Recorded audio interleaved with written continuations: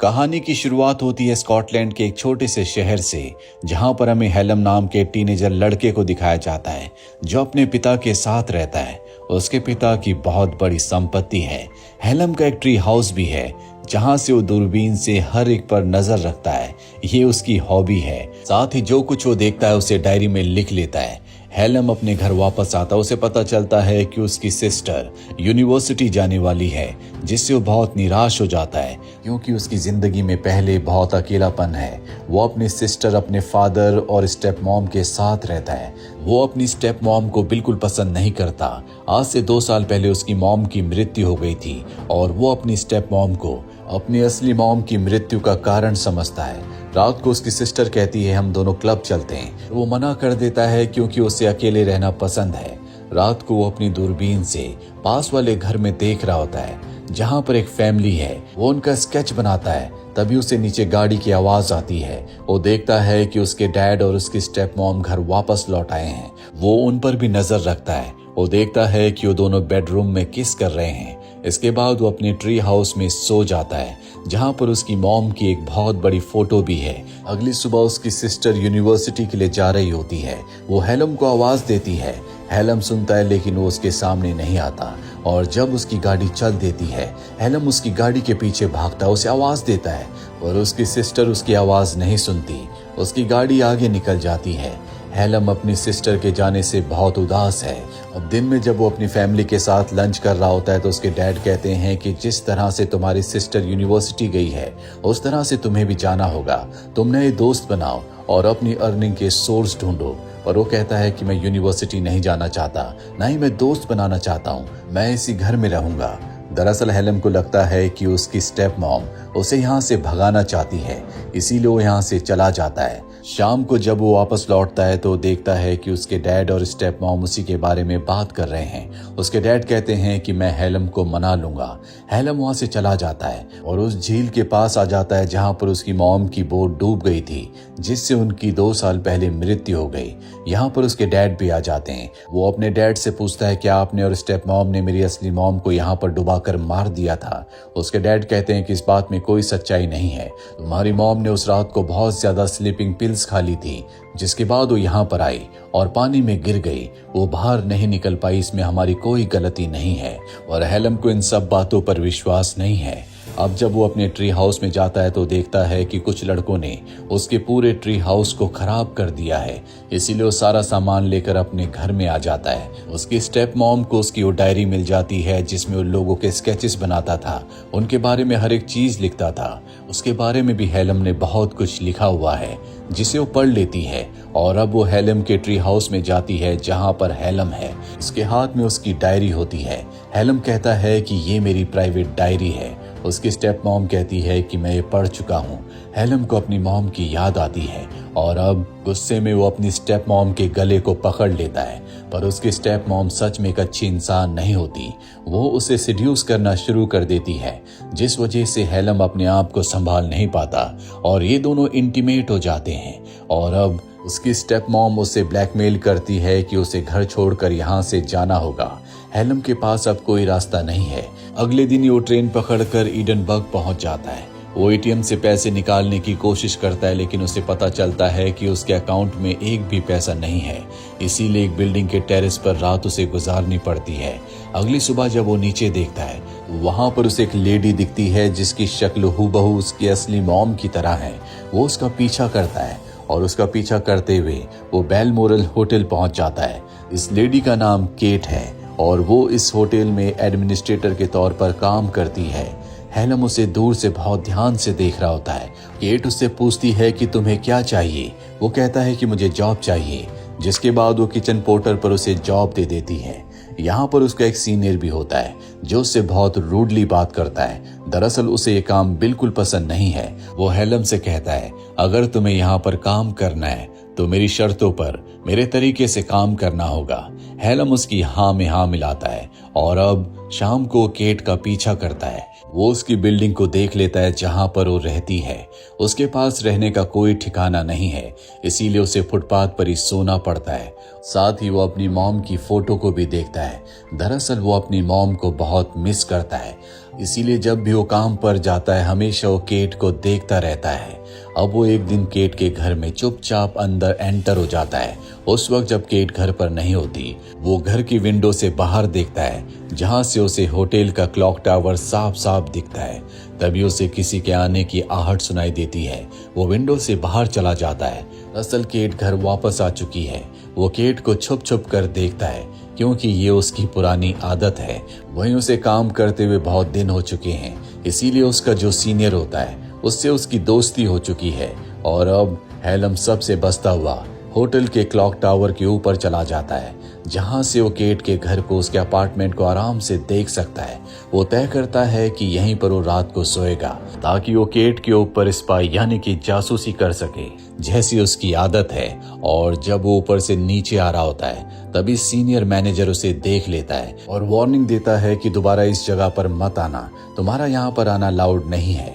अब जब वो काम कर रहा होता है तो केट उसके पास आती है और उसका काम करने का एक्सपीरियंस पूछती है। हेलम कहता है कि मुझे यहाँ पर काम करने में बहुत मजा आ रहा है। इन दोनों के बीच में अच्छी बातें होती है। और अब रात होते ही वो क्लॉक टावर पर चला जाता है। दरअसल उसने इसे अपना घर बना लिया है। यहाँ से दूरबीन से वो हमेशा केट के ऊपर नजर रखता है। तभी वो देखता है कि केट के घर में कोई आया है। जब वो ध्यान से देखता है तो ये सीनियर मैनेजर होता है, जिसने उसे ऊपर से नीचे आते हुए देखा था। वो देखता है कि केट और वो आपस में इंटीमेट हो रहे हैं। वो उनकी बातें सुनना चाहता है, इसीलिए वो केट के घर की छत पर चला जाता है, जहां से वो इन दोनों की बातों को सुनता है। उसे पता चलता है कि सीनियर मैनेजर पहले से शादीशुदा है, उसकी एक बेटी भी है। केट के साथ उसका एक्स्ट्रा मैरिटल अफेयर है। ये सच्चाई जानने के बाद वो बहुत ज्यादा उदास हो जाता है। उसे अपनी मॉम की बहुत याद आती है। वो अगली सुबह गुस्से में पुलिस स्टेशन जाता है और अपनी स्टेप मॉम के खिलाफ वहां पर रिपोर्ट लिखवा देता है कि मेरी स्टेप मॉम ने मेरी असली मॉम को मारा था। इसके बाद वो काम पर जाता है।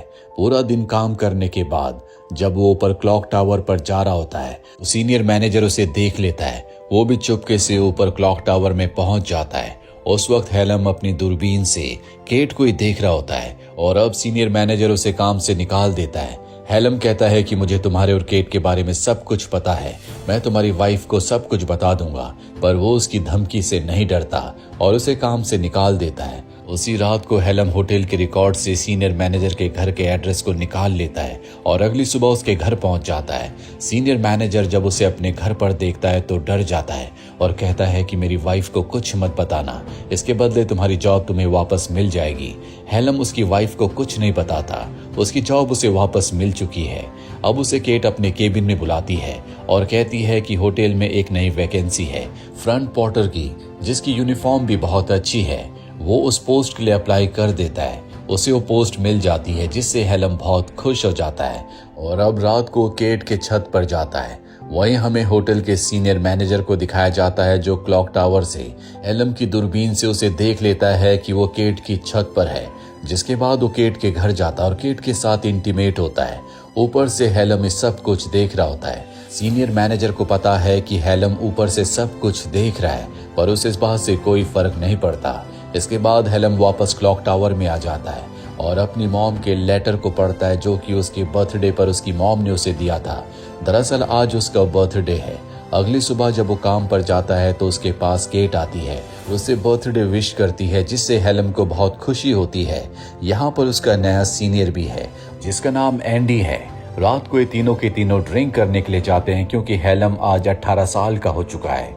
एंडी बहुत ज्यादा शराब पी लेता है और वो नशे में केट से कहता है कि मुझे पता है कि तुम्हारा और सीनियर मैनेजर का आपस में अफेयर है, मैं तुम्हें बहुत पसंद करता हूँ, वो आदमी तुम्हें डिजर्व नहीं करता। और केट उसकी बातों पर ज्यादा ध्यान नहीं देती। एंडी वहां से चला जाता है। यहाँ पर हेलम और केट भी बहुत ज्यादा शराब पी लेते हैं, इसीलिए हेलम को केट अपने घर ले जाती है, जहाँ पर वो उसे सिड्यूस करना शुरू कर देती है।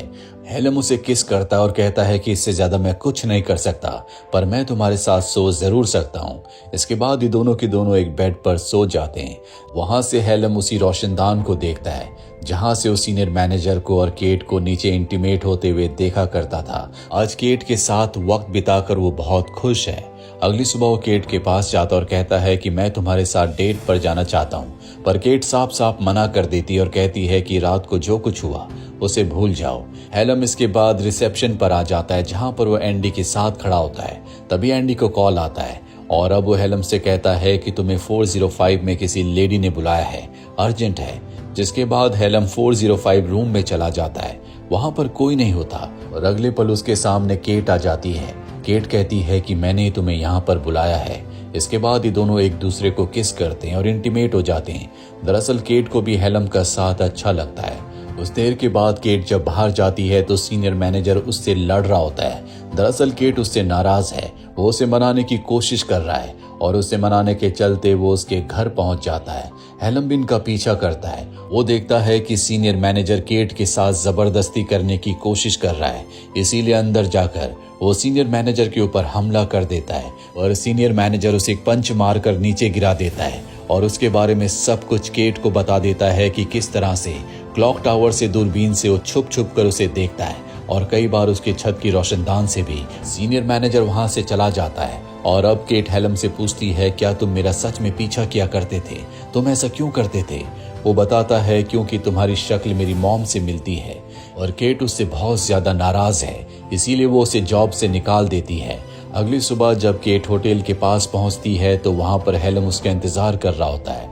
वो उससे माफी मांगता है, जिस वजह से केट उसे माफ कर देती है और एक बार फिर से उसे जॉब पर रख लेती है। रात को हेलम केट के घर जाता है। उसके पास उसका सामान भी है और अब वो केट को बताता है कि बचपन से लोगों के ऊपर स्पाई करना मेरी आदत है। साथ ही वो अपनी मॉम को याद करके बहुत ज्यादा इमोशनल भी हो जाता है।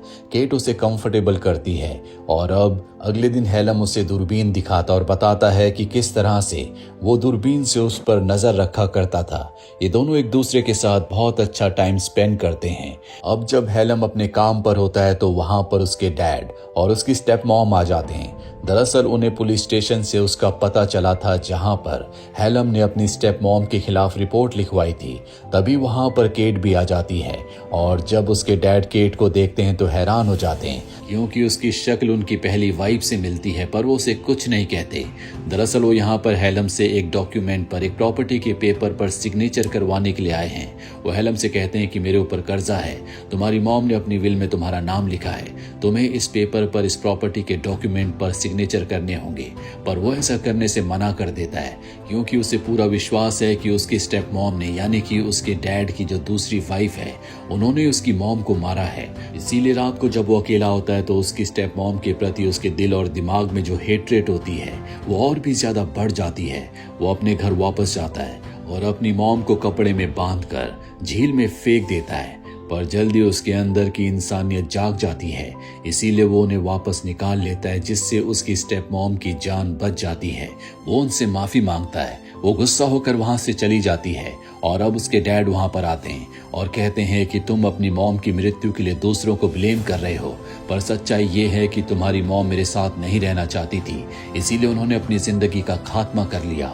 इसमें किसी की कोई गलती नहीं है, तुम्हें सच्चाई का सामना करना पड़ेगा। तुम्हारी मॉम ने ऐसा कई बार करने की कोशिश की थी, मैंने उसे कई बार रोका भी, पर मैं उससे आखिरी बार बचा नहीं पाया। और यहाँ पर हेलम को एहसास होता है कि उसके अंदर जो गुस्सा है वो असल में इस बात का है कि उसकी मॉम हमेशा के लिए उसे छोड़कर चली गई। वो बहुत ज्यादा इमोशनल हो जाता है, इसीलिए वो अपने डैड के गले लग जाता है। अगले दिन हमें दिखाया जाता है कि एक बार फिर से वो एडिनबर्ग आ गया है, जहां पर वो केट के घर जाता है और केट उसे अंदर आने से मना कर देती और कहती है कि मैं रिलेशनशिप में अच्छी नहीं हूँ। अगर तुम सच में मुझसे मिलना चाहते हो, मेरे साथ रिलेशनशिप रखना चाहते हो, तो 5 साल बाद आकर मिलना, जब तुम 23 साल के हो जाओगे। हेलम कहता है क्या 5 साल बाद भी तुम इतनी सुंदर होगी? केट के चेहरे पर मुस्कुराहट आ जाती है। हेलम वहां से निकल जाता है। हम उसे एडिनबर्ग की सड़कों पर चलते हुए देखते हैं। उसके चेहरे पर सेटिस्फैक्शन और पीस है, क्योंकि जो उसके गुस्से का कारण था, जिस वजह से वो जिंदगी में डिससेटिस्फाइड था, वो उसे पता चल चुका है और अब उन सब चीजों को वो अपनी जिंदगी में बहुत पीछे छोड़ चुका है। ये उसकी जिंदगी की नई शुरुआत है हर इंसान की जिंदगी में बहुत सारे उतार चढ़ाव आते हैं। हमें कभी अपने दुखों को, अपनी पुरानी जिंदगी को अपने साथ लेकर नहीं चलना चाहिए। ऐसा करने से जिंदगी में सिर्फ निराशा आती है। हमेशा हमें नई सोच के साथ आगे बढ़ना चाहिए। तो ये थी पूरी कहानी इस फिल्म की। उम्मीद करते हैं कि ये कहानी आपको पसंद आई होगी।